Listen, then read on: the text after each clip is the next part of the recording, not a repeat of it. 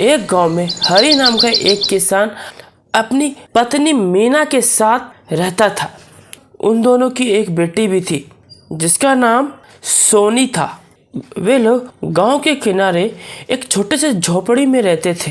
ए जी, सोनी अब बड़ी हो चुकी है, अब उसके लिए हमें कुछ करना चाहिए।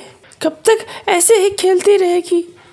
पापा, मुझे समोसा खाना है और मेरा आज जन्मदिन भी है।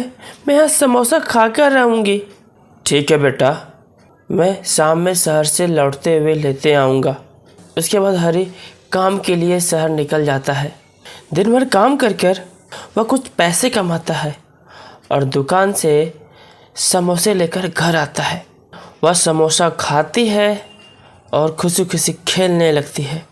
और उसी रात तेज आंधी की वजह से उसके घर की झोपड़ी उड़ जाती है और वो लोग बेघर हो जाते हैं और एक पेड़ के नीचे उदास होकर बैठ जाते हैं। पापा, बहुत ज़्यादा गर्मी है और मुझे प्यास भी लग रही है, भूख भी लग रही है। मुझे अब बर्दाश्त नहीं होता पापा। अच्छा बेटा, मैं कुछ करता हूँ। तभी वहाँ पर एक साधु महात्मा आते हैं। प्रणाम बाबा।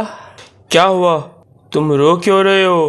बाबा, हम लोग किसान हैं, किसी तरह घर का गुजारा करते हैं, लेकिन कल रात आंधी में हमारा घर ही उड़ गया, जिसके कारण हम बेघर हो गए। अब हम कहाँ जाएं और क्या खाएं? बेटा, भले ही तुम लोग गरीब हो पर नीयत से साफ हो। मैं तुम्हें वरदान देता हूँ। तुम यहाँ से उत्तर की दिशा में एक नदी है और उस नदी में तुम स्नान करके जो भी पहली बार सोचोगे वो तुम्हारा सच हो जाएगा। तीनों वहाँ से नदी की तरफ चल देते हैं। उत्तर दिशा की तरफ चलने के बाद उसे एक नदी दिखाई देती है और तीनों नदी में नहा लेते हैं।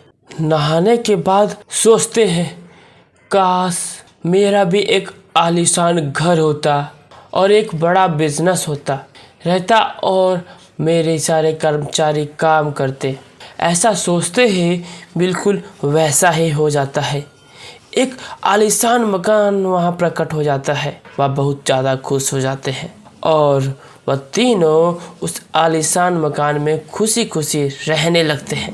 दोस्तों, कहानी अच्छी लगी तो लाइक ज़रूर करें और इसी तरह की मज़ेदार कहानियाँ देखना चाहते हो तो चैनल को सब्सक्राइब ज़रूर करें।